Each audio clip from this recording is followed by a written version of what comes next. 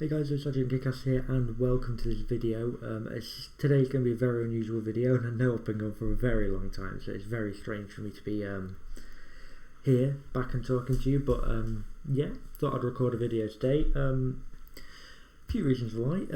So, as you can see from the title, what this video is about, it's basically about Arsenal. So, as I'm sure many of you will know that watched the video, that watched my channel in past, or maybe watched other channels of mine, Arsenal are the team I support. So yeah, I do support Arsenal. I'm sure a lot of you are probably going, poor man. But yeah, that's what this video is about really. Arsenal have been a very poor club in, well, the last 5-6 years really. I mean, it started a year or 2-3 years before Wenger left really. I mean, yeah, he obviously hung on too long, but that's in the past now. We've been moved to Emery and now to Arteta since then. But recently, the club's not filling me with positivity.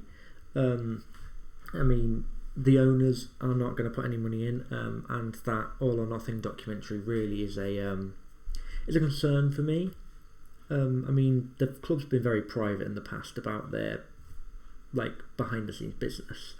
The All or Nothing, it just seems like a bit of a cash grab. Then Amazon are going to let them have the final say really. They're not going to put anything in the club won't want. And it just seems like the Kroenkes are doing it really to get money in their pockets. They won't be seen throughout the entire documentary. Or they will turn up and make themselves look amazing for a year and then they'll bugger off again back to America on their wrench.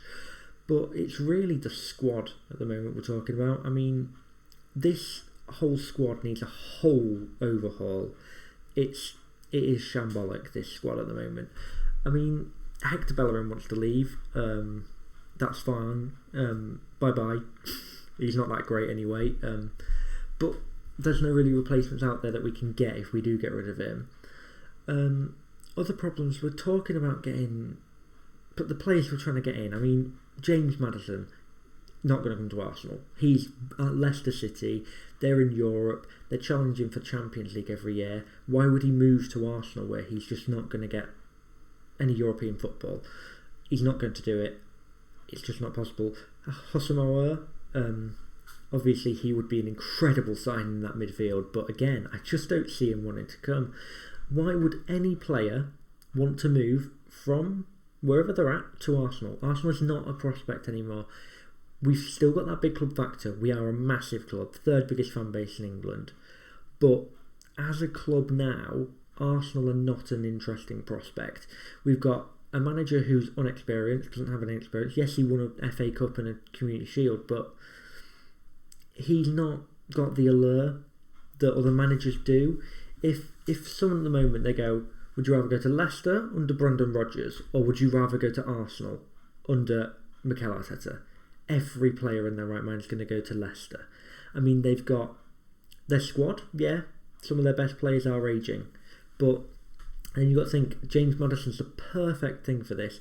He could either come to Arsenal or stay at Leicester, where he's currently at. He's going to stay at Leicester. I mean, Arsenal's best players, they're aging. We have got some incredible youth players coming through, Bukayo Saka and Emile Smith-Rowe.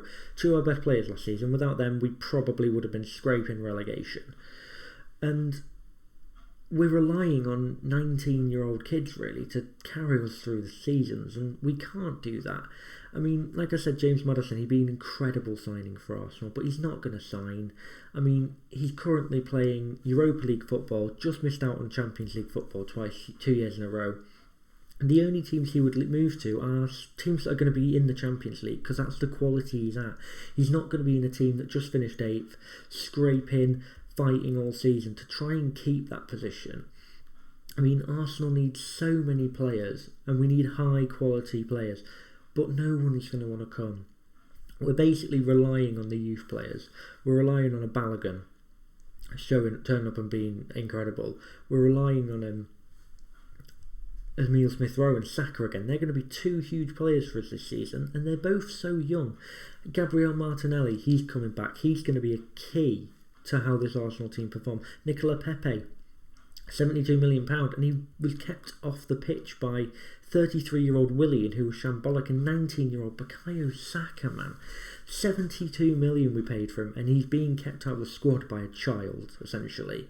I mean, I'm older than Bukayo Saka, and I consider myself young still, because I am. But he's literally a teenager is keeping this man out of the squad, and he's meant to be our most expensive signing of all time. That's awful. Willian, he was persisted with every game last season. It was Willian. He was awful. He didn't do anything. We had to rely on those youth kids because the older players, the Willians, the Aubameyangs, Lacazette's, the players who were established players in the Premier League, in every league around the world, they're not turning up. I mean, the fact Granit Xhaka plays like that for Arsenal, there's a problem, because you watch the Euros, he's incredible for Switzerland, so why can't you do it for Arsenal? There's obviously a coaching problem there, because why can he be one of the best players in the world for Switzerland and everyone's like, oh my god, he's amazing, and Mikel Arteta can't get him to do anything? I mean, the mistake after mistake he made, it was shambolic. And yes, it's good to see we've made the correct move so far. We brought Tavares in the market to back up Tierney, because Tierney he's very injury prone. Incredible player, but he is injury prone, so we do need a backup there instead of having to play a Xhaka there like we did. But yeah, we've got him. We've got Lokonga. He's coming.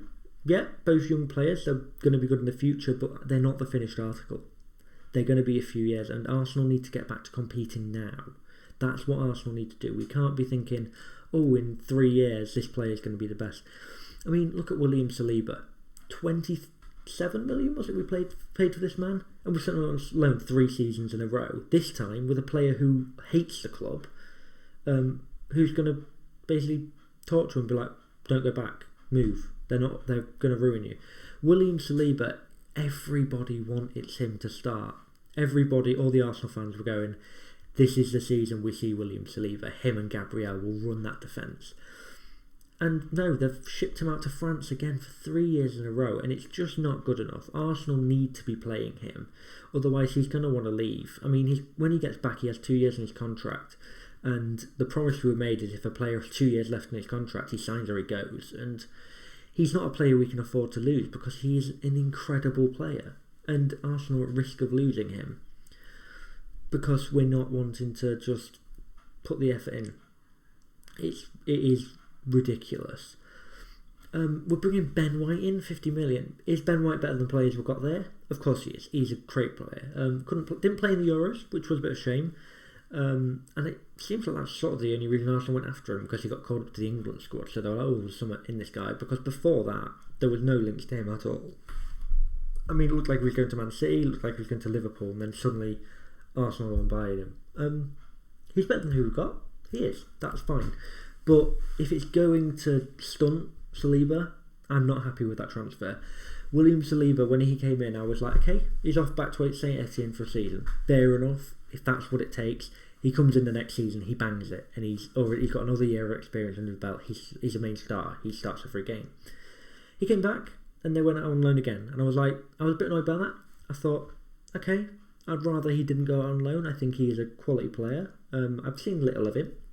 I don't watch French football, but I've seen stuff about him. I've heard people talk about him.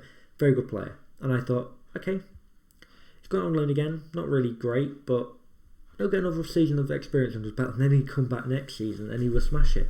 And then this came to this summer, and I was like, okay, right, we're going to see William Saliba next season. 3 years left in his contract. If he smashes it, we give him a new contract. If he struggles, we give him another year, and then either we let him run out his contract or we sell him and make a bit of money back. But we've sent him out on loan again. He needs Premier League experience. The French league isn't the same. It's a completely different league to the Premier League. And we don't know if he can do it. And that's the most frustrating thing. We don't know if this young man can do it in the league, and he's not even being given the chance. There's parts of Mikel Arteta's reign I think he's done brilliant, and there's parts I think he's messed up tremendously. And he's just really messed up our transfer dealings. I mean, William Saliba, it doesn't. I don't think Mikel Arteta wants him. I don't think he wants him in the club, and he's such a good young prospect that it would be awful to lose him because he does seem like such a good player. But it looks like that's it. It looks like we're going to lose this man. If he comes back next season and Arsenal aren't ready to play him every game, he's going to be going, well, I'm off then. Sell me. I'm not going to stay, or I'm going to run my contract out. And it'd be another Serge Gnabry. 2-3 years down the line, if we let this man go, he would become incredible and he'd be going for 60-70 million. But yeah, it's just the transfers, they're not good. We need a right back.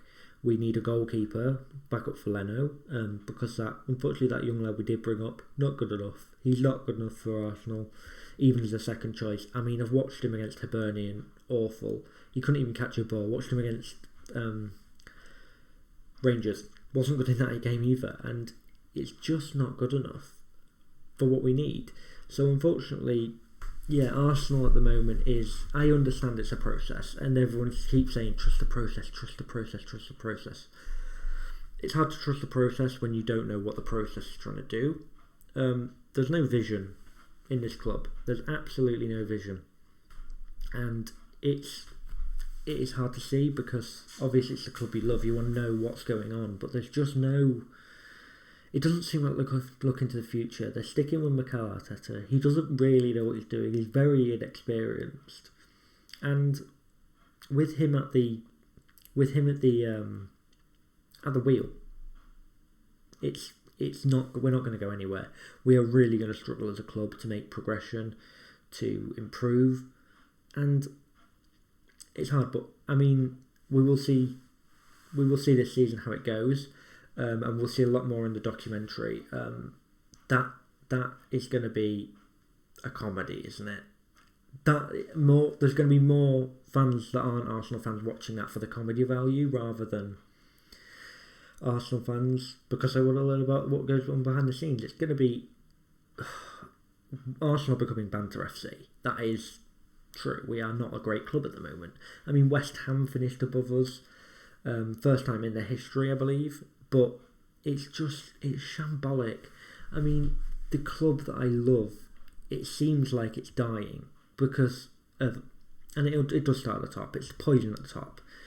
They don't care. The Cronkies don't care. As long as their money is coming in their pocket, that's the reason we've done the Amazon documentary, so they can pay off a bit of their debt from COVID, or so they can buy another expansion for their £20 billion ranch or whatever it is, £5 billion ranch or whatever it is.